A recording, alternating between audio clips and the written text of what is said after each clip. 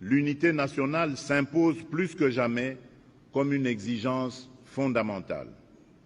C'est pourquoi nous réaffirmons notre ouverture à un dialogue entre Congolais, un dialogue apaisé, inclusif, résolument destiné à consolider la cohésion nationale sans jamais remettre en cause les institutions issues du suffrage universel. Je tiens à cet égard à exprimer notre gratitude à son Excellence le Président João Manuel Gonçalves Lourenço, Président de la République d'Angola, pour ses bons offices, son sens de l'équilibre et son engagement constant en faveur de la paix dans notre région. Si ce dialogue devait se tenir, il se déroulerait sur le sol national et serait conduit et organisé par les institutions de la République dans le respect de la Constitution, des lois de la République et des règles démocratiques qui fondent notre pacte national. Cependant, je le dis avec la même clarté, ce dialogue intérieur, aussi nécessaire soit-il, ne saurait tenir lieu de substitut aux obligations internationales. Il ne peut pas être invoqué pour relativiser une agression, ni pour diluer des responsabilités établies. Comme je l'ai dit lors de mon dernier discours sur l'état de la nation devant le Parlement réuni en congrès, la justice suivra son cours normal, avec rigueur, jusqu'au bout et sans complaisance, afin d'honorer la mémoire de celles et ceux injustement tombés du fait de l'agression. Donc, dialogue, oui, mais pas avec les auteurs de crimes commis contre nos populations. Hippolyte Kanambe, alias Joseph Kabila, a posé 5 conditions en vue de participer au dialogue. Et Zali Bongo, presse angolaise, et révélé des informations. Donc, analyser l'émission. La diplomatie agissante à Fachi Béton. Dialogue. Est-ce que ça constitue une nécessité impérieuse? Autant que dans dialogue. Banani balingi dialogue. Tu as posé un commentaire na bino. Le rapport de force, na la ligne de front, n'a avantage à nos 20 militaires, les FARDC. Aujourd'hui, les M23 pleurnichaient comme un enfant. Des drones de guerre, hautement sophistiqués, progression et FARDC. Bango balingi kimia. Mais, bazana posa masolo ya Qatar na doa et continuer. Donc, analysant wana émission pour lelo. Nani alingia ça la Fachi Béton coup d'état? On nous signale qu'il y a un coup d'état et Zala qui raté. Les Rwanda avaient mobilisé les commandos. Mais, coup d'état, on est qui déjoué. La majorité a batouana baza appréhendé. Donc, analysant on émission lelo. Les mobondo. Complicité na bateau baza na sillage à tata mokonzi ekolo Fachi Béton. Eliezer Tambo est parti. On en abandonne. Au moni ba résultat escompté. Ba mobondo batiki manduki. Zokande zala ki cop. Ya ba ministre na gouvernement soumino adeo. Cop. Monsolo ezali kobima. Mais bazo koka ko maté ba mobondo te parce que ba vande ko lia plus de 10 millions de dollars déboursés chaque mois pour mettre un terme na makamba mobondo ba vande ko sala. Mais il a fallu les airs Tambo Kende pour assurer sa makambola d'une manière pacifique avec beaucoup de clarté. Foyaya oboebi mokonza ba mobondo apesa ki pe makanisi na yeko lakisa lolenge kani kimia ekoti. Mais il y a une information encore qui nous est parvenue. Les Mobondo aujourd'hui ont décidé de déposer les armes parce que Obé Minaku, Emmanuel Ramazani Shadari, Bapandi Teke. Moyen de financement, Mobondo les sous-soutés parce que Bazara qui financé par quelques cadres y a PPRD. On a ministre Bazana Mukamate. Tout analyser en haut émission la République démocratique du Congo candidat na élection au Ekosalema na compte ya OIF, Organisation internationale de la francophonie, au Ekosalema avant fin de l'année. Congo a lobby toko toza candidat na secrétariat à francophonie. Mushikuwa faut attendre parce que les Rwandais ne valent absolument rien du tout. Le Congo c'est le premier pays francophone en termes d'habitants, plus de 100 millions d'habitants. C'est tout à fait normal tout ça secrétariat et la francophonie. Donc analyser en gros il faut constituer bongo fin ya émission de sans plus tarder sur votre humble serviteur na Combo et journal Singandu surnommé Charles. On en a toujours dans ma chaîne Abisso Bomesano tout ça na bino bo s'abonner massivement. Bonjour, bonsoir, cela dépend de l'ère à laquelle vous allez Bolanda émission d'Abisso Mkolalelo. On ne cessera jamais de le dire pour l'amour du Congo, on ne se taira point, car le Congo c'est le pays de nos aïeux, le Congo c'est notre dénominateur commun. Tobotama ba Congolais, Tokukufa ba Congolais, ba Congolais de père et de mère, au Pessi Mwambo Aboyi, au Pessi Nyao Nyao Atuni Mpuku, Puku Atuni Likelele, Likelele Atuni Pese. Hippolyte Kanambe, Tata Mokonze Kolo ya Kalao Anteraka Mboka na biso après qu'on régné 18 ans, Ye Mutoyaka na babot, Abimi na Congo, multimilliardaire, Chancelo Kopamba. Kabila récemment a Outaki Kosololana le président angolais. Le président Lorenzo. Hippolyte Kanambe alias Joseph Kabila a posé ma condition avant de participer à dialogue. Hippolyte Kanambe a lobby a passé 5 conditions avant de participer à dialogue. Mais na ba condition Hippolyte Kanambe a passé mon konde espèce biso zoto malili et bimisi biso ba chair de poule nan zoto. Première condition sine qua non. Oyo Hippolyte Kanambe a lobby pour y participer à dialogue. Yena Fachi Béton. Ba Congolais de père de mère bo pesa makanisi na bino do panza teke.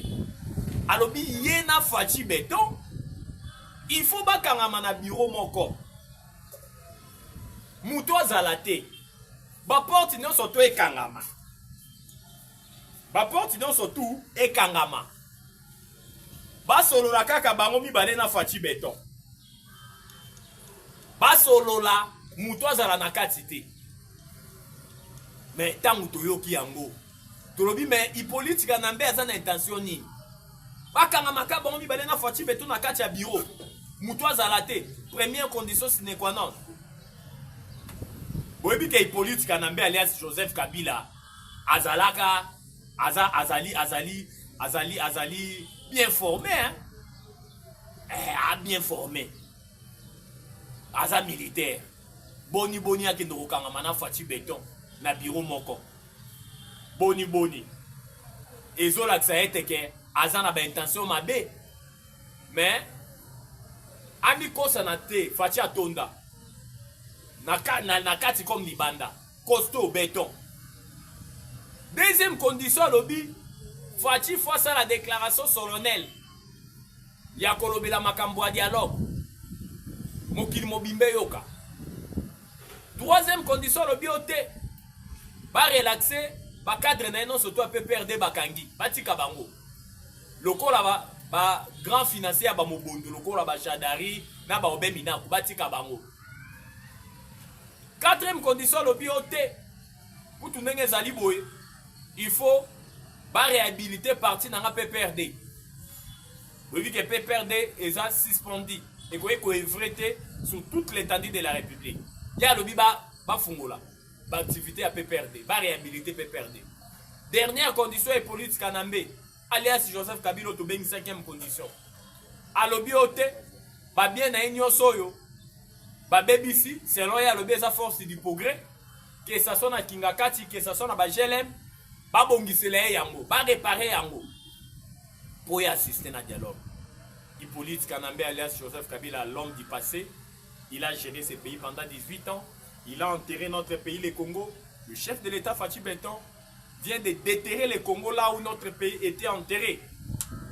Par condition, Hippolyte Kanambe alias Joseph Kabila, les années eux sans effet. Ce qui a eu awa ou asali erreur, anyati ata makuru nangula, mukamate zozela, eba angolende bakokanga, eba bako estrade awa. Na mabe nyonso asali na mboko pendant 18 ans.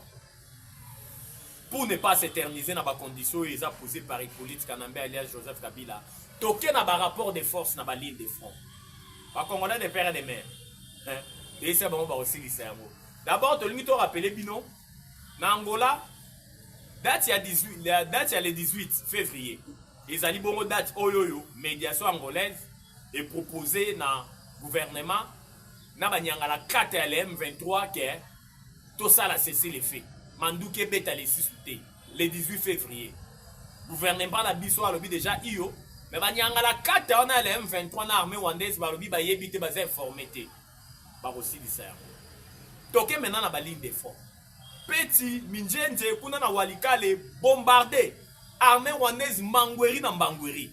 Ba kufi en désordre. Kaka lolenge kani ba kufi na ba haut plateau ya Fizikuna.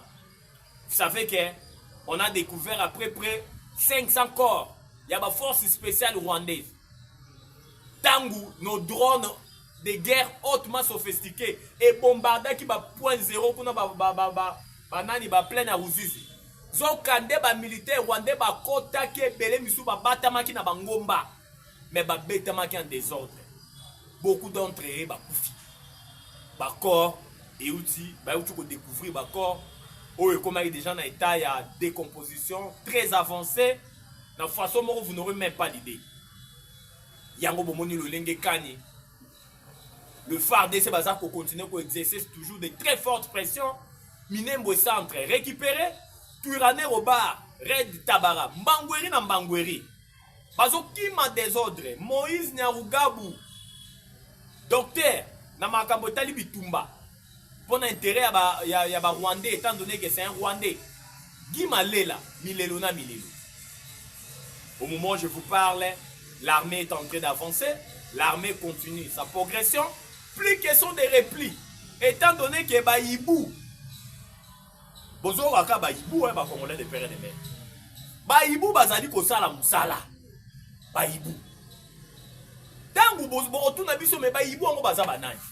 C'est des forces spéciales qui formation en Égypte.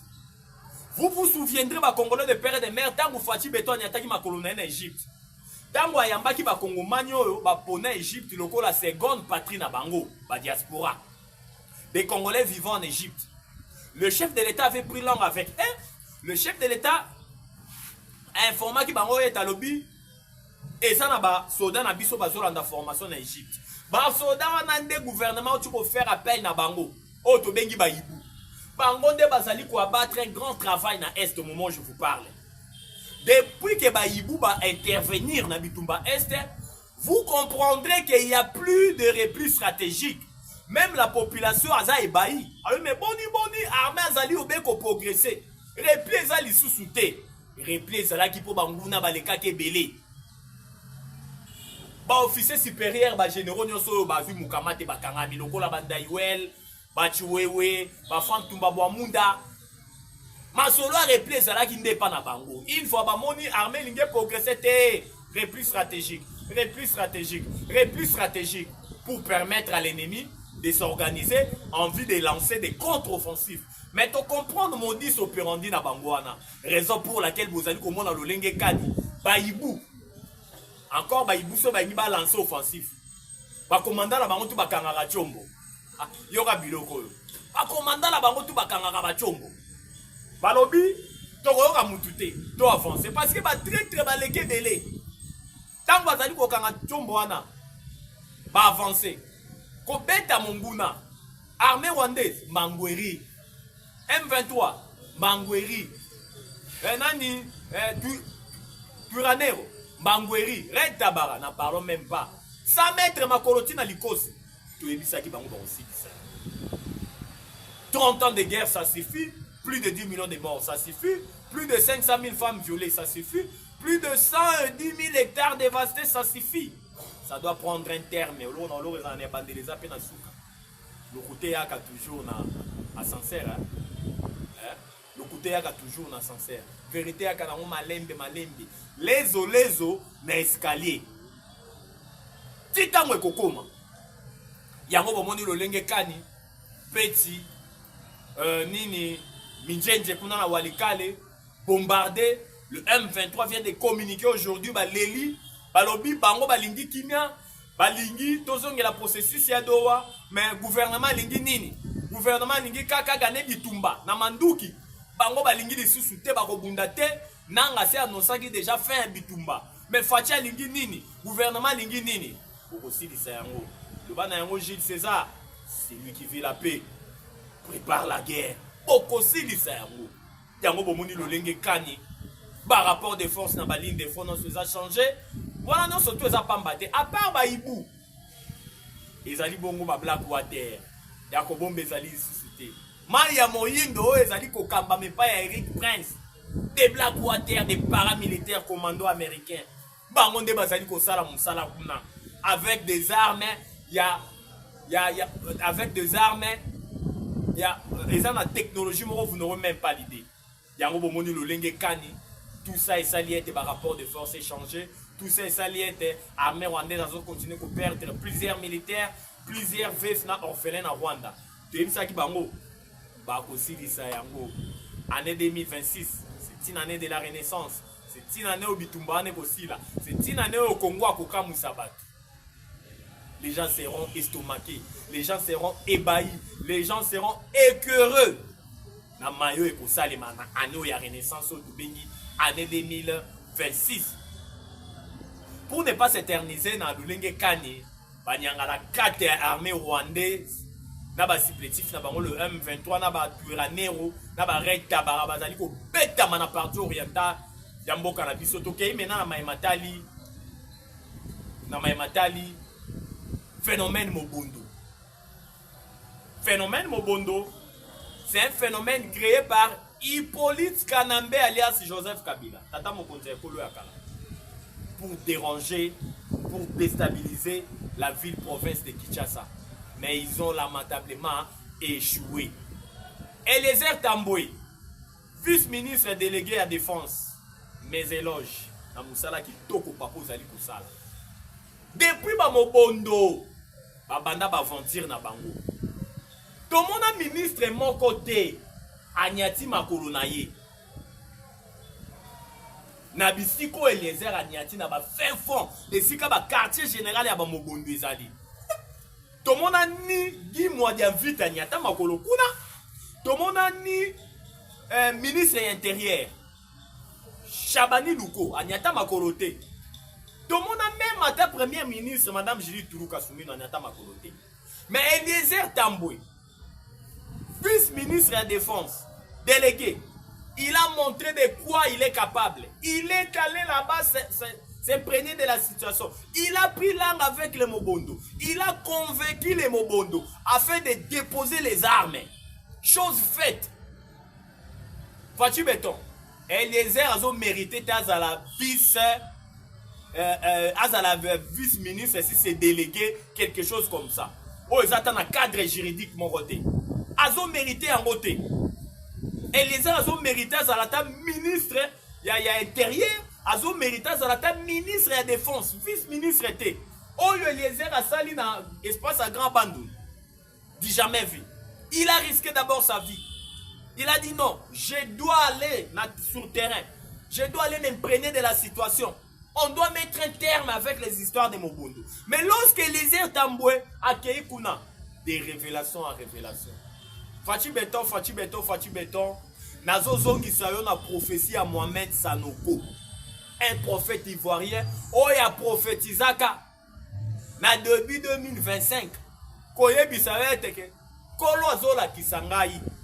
Na mboka o République démocratique du Congo. Mon continent bango na komboa. Félix Antoine Tshisekedi Tshilombo. Nzaba lobi na ebisa yo boy. L'insecte qui ronge l'haricot se trouve toujours dans l'haricot. Na lingala tolobaka nyamaliaka lidesu azala kaka na lidesu. Par là Mohamed Sadoka nga ebisa Fachi Betoni. Fachi keba na entourage na yo, keba na sillage na yo. Bango nde bazo trahir yo. Bango nde bakomema shit na yo. Regardez ba information Eliezer Tambouazou kuna na bandulu. To panza teke. Bo ememi so bo commenter massivement. To panza teke lelo trop c'est trop. Ba très plus photo bimisa bango sur la place publique. Bolanda qui n'en avait Eliezer Tambouazou. Porte-parole ya armée, capitaine si c'est Mouchanga Lungwa quelque chose comme ça. Tango bakanga ki ba mobondo. Ba auditionner ba mobondo. Ba mobondo balobi batu bazali ko financer biso. À part batu ya PPRD, et ça peut bateau bazali na sillage à tata mokonzi ekolo Fachi Beton. Ba Congolais de père et de mère. Vous savez qu'avec les histoires ya mobondo, vous voyez que chaque mois des millions et bimaka. Pour motiver l'armée. Pour mettre tous les atouts afin de mettre un terme na phénomène mobondo. Même makuta wana mosolo wana ezali kokende na poche ya ba individu, na poche ya ba ministre. Ba ministre baza censé ya ko apporter solution kimia kuna, bazali ko lia mosolo wana en connivence avec des généraux bazali kuna. Ba caisse a été zo saigné pour na au profit ya ba intérêt moko mesquin ya batu, bazo zo makuta bazali ko tia na poche pour déstabiliser le chef de l'État. Et les airs répartis. Pourquoi vous suspendez qui porte-parole à l'armée? Ou alors qui est que bah mobondo baza financé na bateau baza na siège à tata mokonzi ekolo. Pourquoi vous suspendez qui bango? Vous suspendez qui? Tout ça, ça prouve à suffisance sur le Lengue Kani. Vous êtes complices. Et les airs Tamboué, à Keikuna. Mais information les airs Tambouazou me dit jamais vu. Il y a des traîtres au sein du gouvernement. Autant va comboter. Les ministres sont complices. Fachi Beton, vous devez ouvrir les bons. Il faut faire un toilettage. Gouvernement Yokoya, Tala, va très basé Billy. Boyebi bango déjà. Toboy Rosela bango Beza ou Ekomo, Simba, Zoa Mukamate, Alobaki, Boasala, Kibo, Toboy. Mais Baye Bani. Conscience na bango Zoloba. Ils allaient pas si Mawa. Bolandi o Babengi Foyaya. Nakombo ya Saddam, surnommé Saddam. Foyaya. Créateur ya Bamobondo. Foyaya lobi ba vérité. Foyaya alobi ba vérité. Alobi lo lenge kani bazali kozo ba financement. À part bateau bazana sillage à tata mokonzi ekolo. Chadari na obe minaku des traîtres. Ba grand financier ba mobondo. Ba kangani pambate, baza complice. Ba Congolais de père et de mère, nous n'avons plus droit à l'erreur.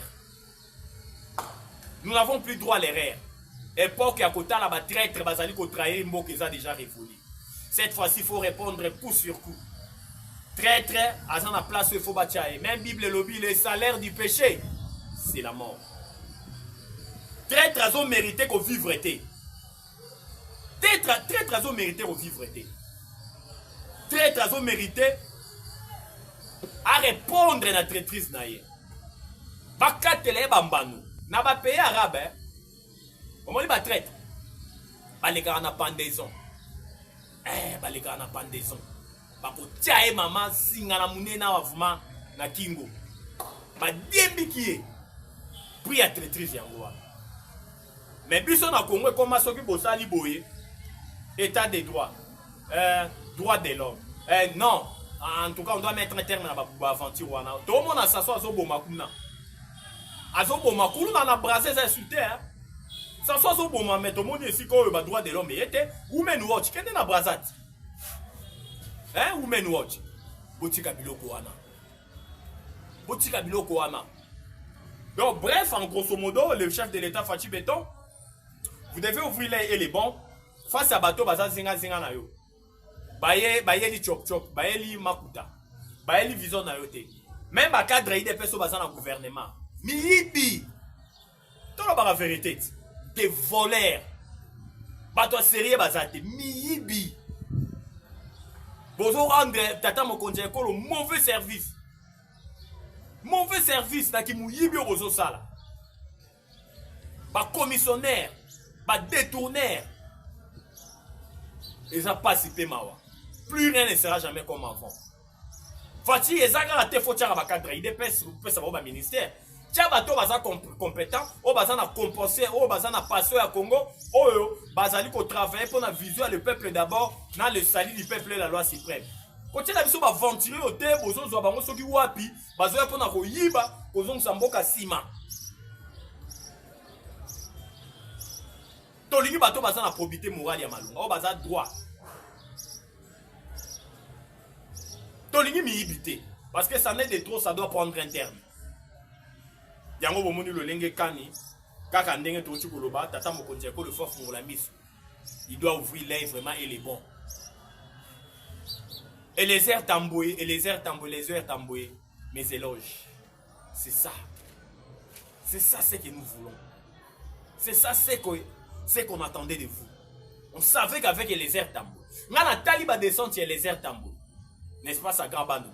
Je me suis posé plusieurs questions. Je me suis dit, et les airs azalaka militaire kala po azotambola zobangate bisiko yo ba ministre belé ba boya konyata makolo mais Eliezer akomiti wana na ba fefo Eliezer azola la libanda na kitikwala webi kitikwala alali na kitikwala alie kwanga ntolola alie sardine kaka pona koluka ba mobondo ba déposer. Et les airs tamboués, mes éloges, continuez dans l'Irouana. Donc, on soutenir Yoti Nati. Pour ne pas s'éterniser dans la descente, il y a les airs tamboués, n'est-ce pas, sa grande bande à des reprises. Oyo, les produits, les résultats escomptés, les mobondo, Tchemandou qui nassé, et les airs tamboués. Iyo, toquez directement dans Maimatali. OIF, francophonie. Le Congo, c'est le premier pays francophone en termes d'habitants. Plus de 100 millions d'habitants. Par Rwandais, par régner des mandats. Na tête, na secrétariat OIF. Na ministre na bango honoraire et affaires étrangères au babing na kombo ya maman au babing na kombo ya Mushikiwabu. Elle a régné à sali des mandats dans la tête, il y a OIF, Organisation internationale de la francophonie. Mais, bon, mon aki na maïnyo so mboka na Rwanda salaki, Mushikiwabo, Bouche B, akanga monoko. Aucune condamnation, aucune déclaration. Étant donné que c'est un sujet rwandais, c'est un Rwandais, c'est une Rwandaise. Pour moi, Fachi Beto est tel obi, non, plus rien ne sera jamais comme avant. Mushikiwabo alingazo a 3e mandat. Alingazo a 3e mandat.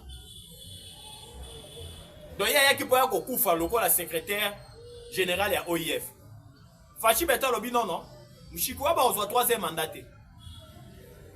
Congo, toza premier pays francophone en termes d'habitants.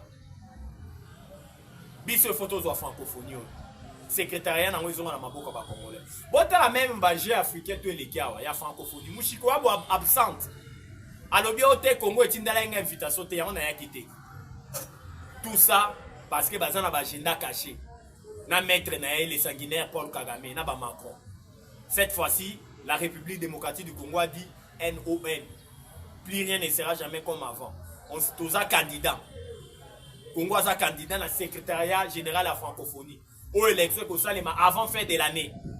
Tous a candidat. Il faut tous un secrétariat à la francophonie.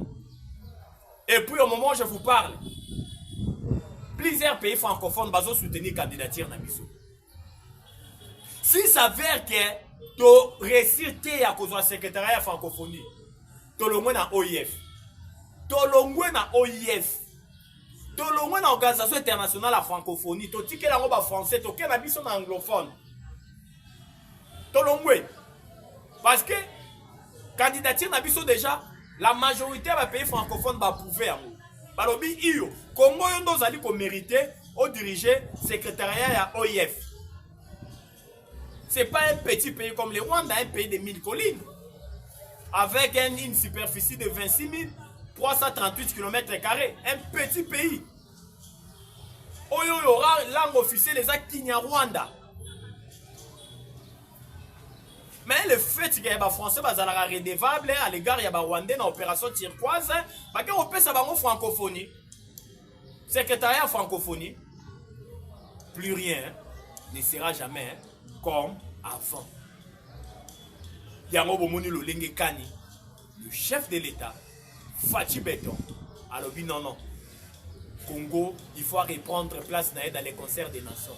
Mais cette fois-ci, na OIF, na francophonie. Lolenge Moko, Congo a zongeli place na nyonso. Bisuko babosa na Congo, bisuko bandeko lobela Congo ba Congomani bazalité. Les loyo, Congo a représenté partout. Bisika tout bazali ko lobela Congo. Regardez ce qui s'est passé na Washington. Na makambo tali ba minerai critique. Ba Rwanda bazali ki éviter te.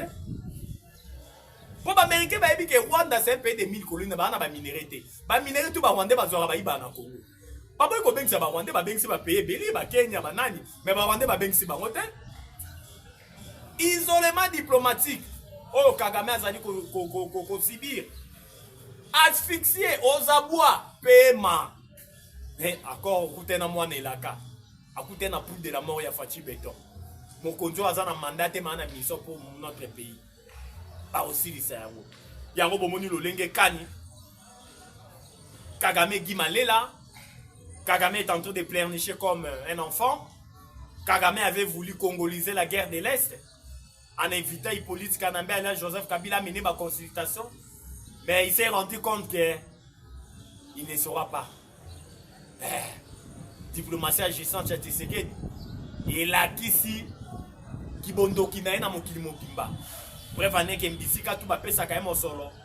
Du colo et à fond de commerce au Adjana Combo à génocide rwandais. Plus de 800 Tutsi.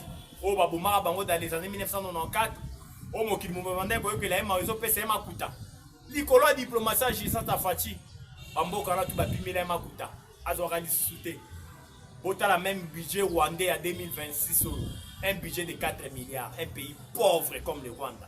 Un budget de 4 milliards. Ce reçu budget à Congo, il y a 2026, plus de 20 milliards de dollars. 5 milliards de dollars.